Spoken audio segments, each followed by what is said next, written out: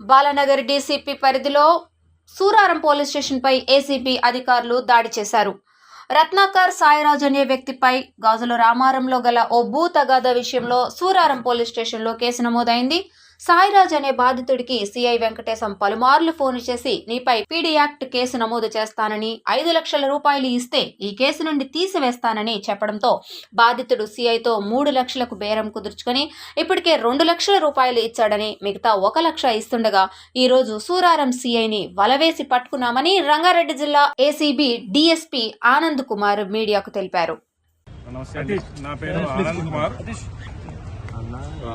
DSP ACB Rangareddy range. మాకు సాయిరాజ్ గారు అని చెప్పేసి ఒకరు కంప్లైంట్ ఇవ్వడం జరిగింది. ఏంటంటే ఇక్కడ ఇన్స్పెక్టర్ వెంకటేశం గారు అని చెప్పేసి సూరారం ఎస్హెచ్ఓ గారు ఉన్నారు.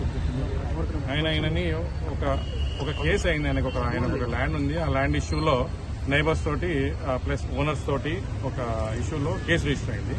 కేసు రిజిస్టర్ అవ్వడం వల్ల కేసు రిజిస్టర్ అయింది. నీ పైన రౌడీ షీట్ ఓపెన్ చేయకుండా ఉండడానికి ఒక 3 లక్షల రూపాయలు కావాలని ఇనిషియల్ గా డిమాండ్ చేసిండు. తర్వాత రిక్వెస్ట్ చేస్తే ఆ 3 లక్షల్ని 2 లక్షలకి తగ్గించాడు. సో ఇక విధిలేని పరిస్థితులలో అతను వాళ్ళ భార్య యొక్క బంగారాన్ని కుదబెట్టి ఒకసారి 1 లక్ష, ఇంకోసారి 1 లక్ష, అట్లా 2 లక్షల రూపాయలు ఆల్రెడీ ఇవ్వడం జరిగింది. తర్వాత అతని ల్యాండ్లో అంటే ఒక అగ్రిమెంట్ చేసుకున్నాడు. ఒక ల్యాండ్, ఆ ల్యాండ్లో డెవలప్మెంట్ వర్క్ చేసుకుంటా అంటే 5 లక్షల రూపాయలు డిమాండ్ చేశాడు.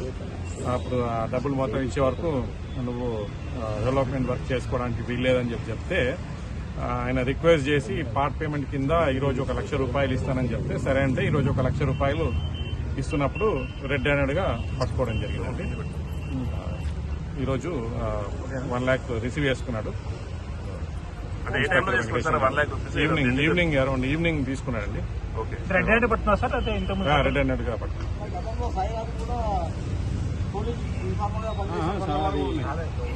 ఆనంద్ గారు ఇప్పుడు అతను కూడా